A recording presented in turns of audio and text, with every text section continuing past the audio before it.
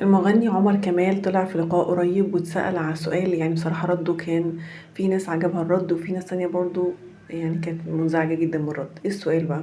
المذيع سأله وقال له ترد تقول ايه للناس اللي بتقول احط الشهادة فين؟ راح رد عليه وقال له طب انا هرد عشان عمري ما رديت على السؤال ده. مبدئيا كل احترامي للمهندسين والاطباء والضباط، لكل الناس المتعلمين اللي هم افضل مني في المجتمع وقولا ما نقدرش نستغنى عنهم، لكن انا ممكن تستغنوا عني عادي، لان المهندس والدكتور والضابط دول مصدر امان بالنسبه لنا في المجتمع، لكن انا عادي شخص ترفيهي يعني. راح قال له بس حضرتك بتحاسبني على حاجه انا ماليش يد فيها. انا اخترت طريق في الحياه، وانا اخترت طريق ان انت لما كنت بتروح الجامعه الصبح وتعيش حياتك، انا كنت بروح مع صف عمال ومش عارف المقاول هياخدني ولا لا. انت اخترت الطريق اللي هو الامان او التقليدي، انا كمان مستقبلي على كف عفريت. انت اخترت طريقك تحاسب عليه، انا مالي. طيب وانت بتقول انتوا هنا واللي واخدين وضعكوا، طب ما هو مش هنا بس. تعرف انت مين في الارجنتين غير ميسي؟ تعرف مين في البرتغال غير كريستيانو؟ تعرف مين في امريكا غير نجوم هوليود؟ فحضرتك الشهاده تشتغل بيها تحطها على الحيطه، ده اختيارك ماليش دعوه بيه. هو انت متضايق مني ليه؟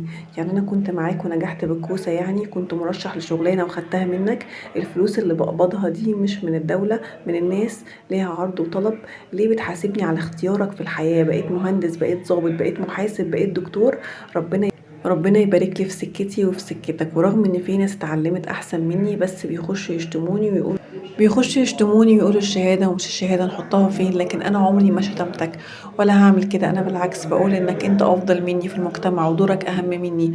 أنا ليا صحابي ضباط ودكاترة عمري ما ناديتهم باسمهم احتراما ليهم رغم إنهم أصغر مني، فلازم أقول إزيك يا هندسة، إزيك يا دكتور، إزيك يا باشا، لأني عارف إن دورهم أهم مني. أنت ممكن تستغنى عني عادي، لكن ما تقدرش تعيش من غير أمن وأمان، أو دكتور أو مهندس أو كل ده. فأنا بحترمك، يا ريت أنت كمان تحترمني. بس بصراحة يعني رأيه وأثار الجدل في حاجات كتير. في ناس شافت ان هو فعلا عنده حق، وان ده الرزق بإيد ربنا سبحانه وتعالى، وان هو حتى لو ما تعبش بالطريقة اللي احنا شايفينها، بس هو اكيد تعب في حاجات تانية احنا معرفهاش. يعني ممكن يكون اصلا ما دخلش الجامعة زي ما هو بيقول، وتعب في فكرة ان هو اشتغل من هو صغير والحاجات دي كلها، واتحرم اصلا ان هو يتعلم وكده. فدي حاجة برضه مش سهلة، فيمكن كده عشان كده ربنا عوضه. بغض النظر عن موضوع الحلال والحرام، طبعا أنا عارفه ان الناس كده كده هتقول طب ده رزق مش حلال، بس انا بتكلم عن في العموم. يعني حتى لو حد مكانه رزقه حلال وهو اصلا يعني شهادته مش واخد شهاده او حاجه، وربنا رزقه بحلال بمبالغ كبيره، فانت متعرفش هو تعب ازاي. تمام. فانا بشوف ان في الحته دي عنده حق.